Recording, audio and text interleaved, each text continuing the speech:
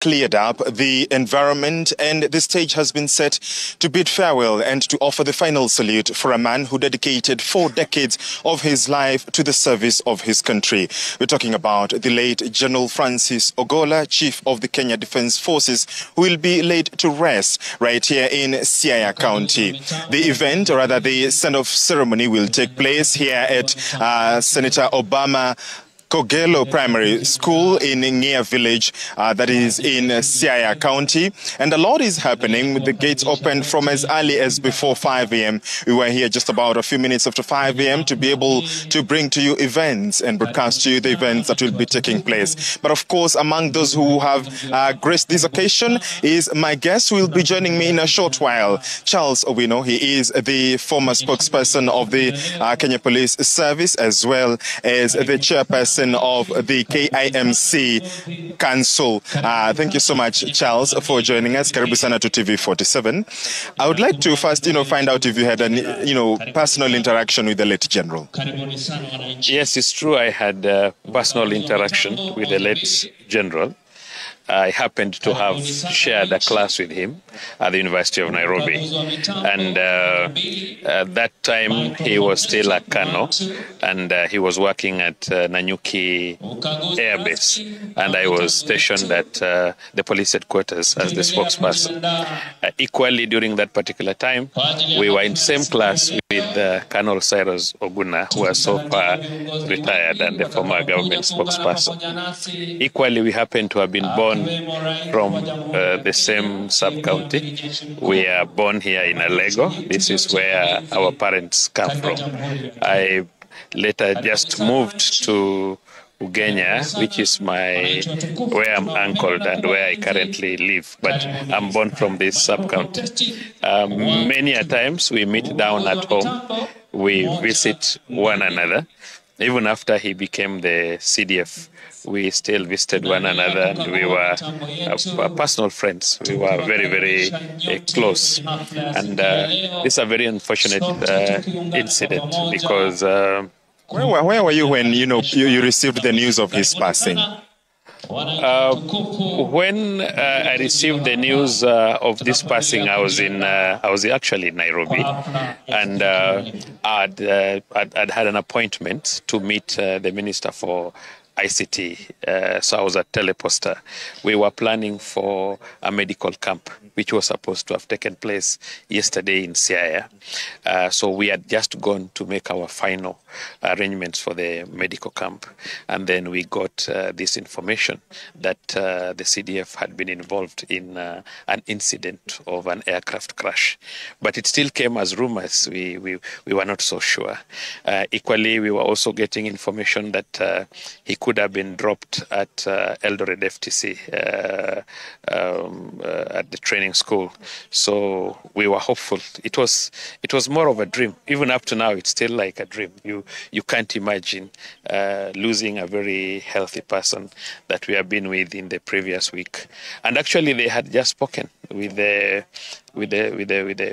CS, the CS for ICT a few hours before, around 11:45 a.m. in the morning. So therefore, it took us a great shock. Remember, this is the highest position from this county. Apart from us being proud of Barack Obama, having been his father having come from this place, we were equally now very proud of having the first CDF from this area.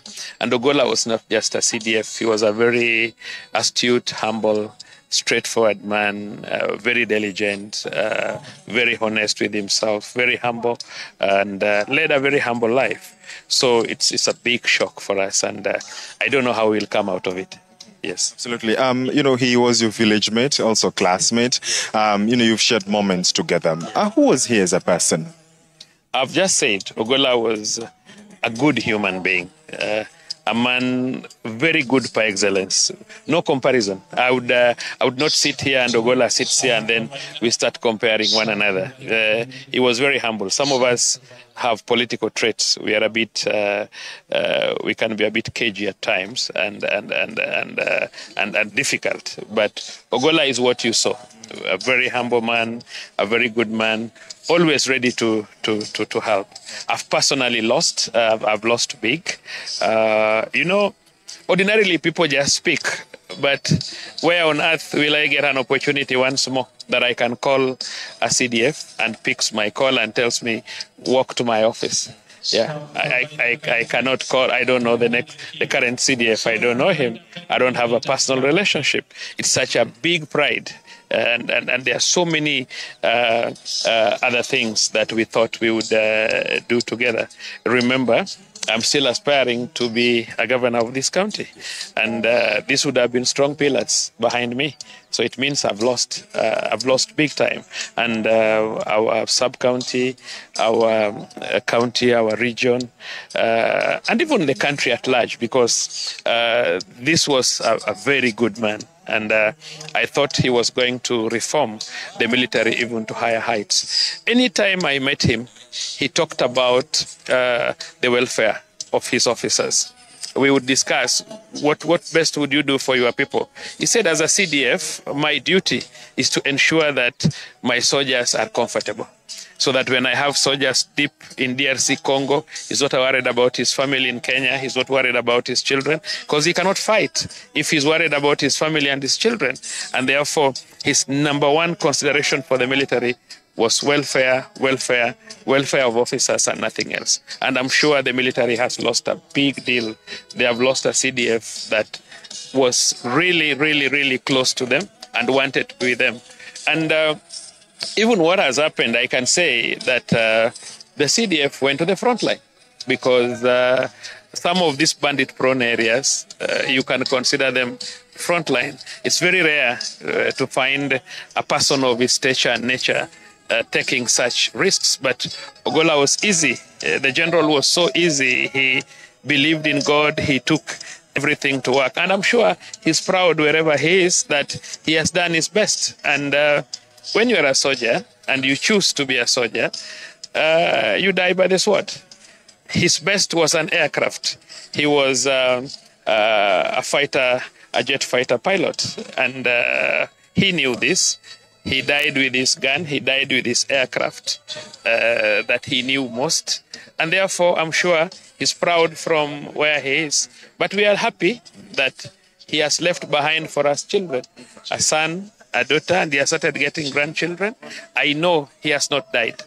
Yeah, he has transited to another life, but it's a serious loss for us. I wish he lived for the next 1 year to retire, to come back here and feel better,